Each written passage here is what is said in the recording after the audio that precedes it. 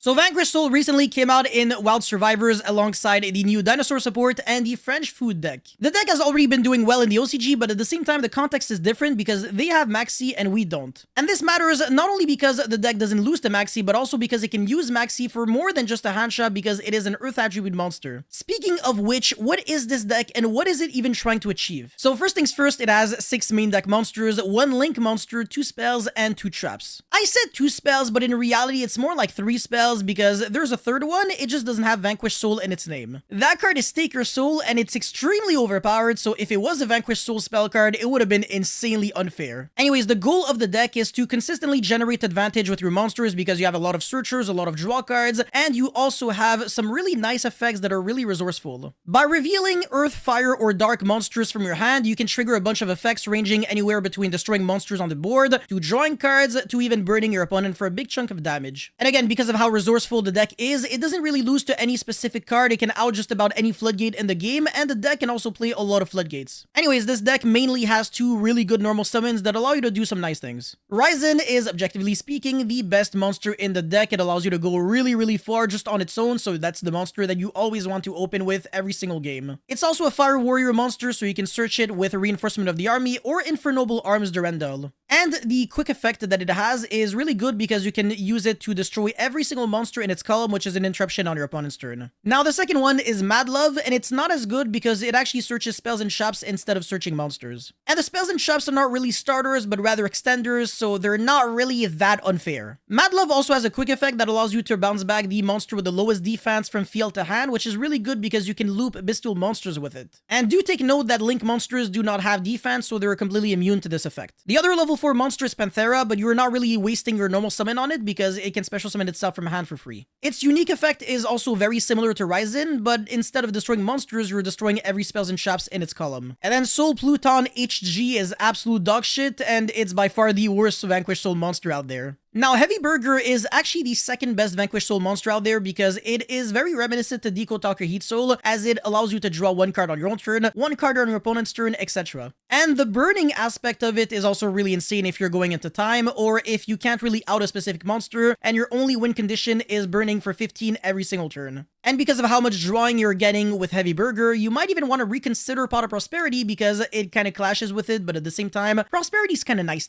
I want to say you're absolutely trying to play 3 Heavy Burger in your deck. Anyways, speaking of burgers and food, we also got Caesar Salad, which is a dragon monster. In other words, you can search it on the end phase with Magnamut. So the card has 2 really nice effects. The first one allows you to be unaffected by card effects until the rest of the turn, and the second one is really hard to trigger because you need to reveal all 3 attributes, so Earth, Fire, and Dark, and it allows you to destroy any card on the field. By the way, both Caesar and Burger are quick effects to special summon themselves from the hand by returning back a Vanquish Soul monster you control to the hand. This allows you to easily dodge cards like Effect Veiler, Infinite Impermanence, and Skill Drain. And thanks to that quality, pretty much every single hand shop and even Skill Drain or pretty much anything that targets is usually really bad against Vanquish Soul. So again, as I have said, Vanquish Soul doesn't really lose to anything in particular, it only really loses to consistency issues, if anything. So if you never break in Vanquish Soul, you probably also never lose. Anyways, this deck also has 2 Vanquish Soul spell cards, and they're good, but not super broken. Continue is basically a Monster Reborn, and Dust Devil is kind of like a Book of Eclipse. The 2 trap cards are not that great, and honestly, none of them are really seeing play, but the normal trap card is not too bad. And finally, this deck has one of the nastiest Link 1 monsters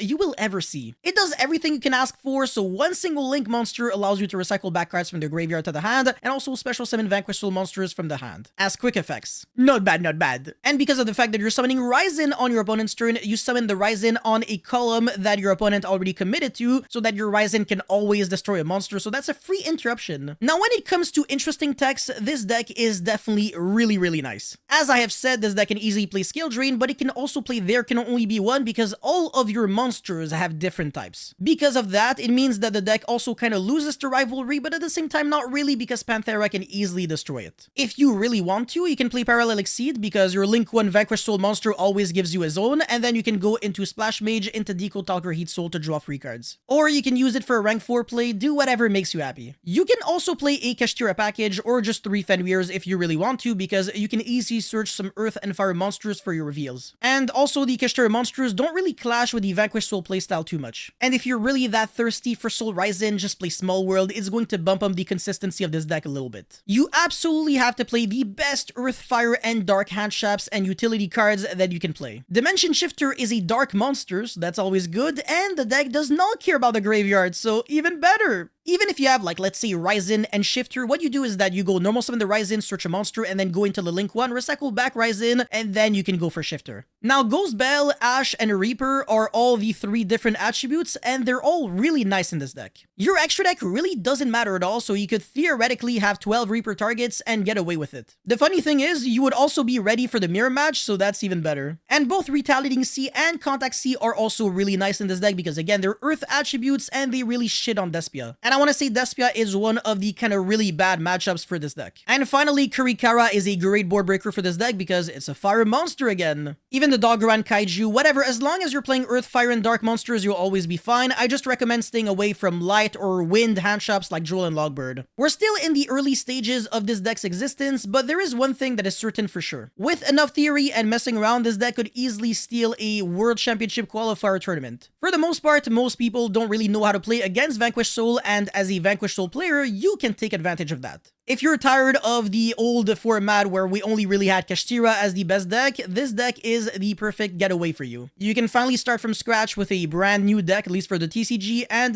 catch people off guard. I have a lot of great things to say about this deck, and I'm really excited to see what it will become in the near future. Anyways, that's all I had to say for this video, guys. Thank you so much for watching. Don't forget to like and subscribe, and let me know your thoughts about this deck in the comment section below, and I'll see you guys very, very soon. Peace.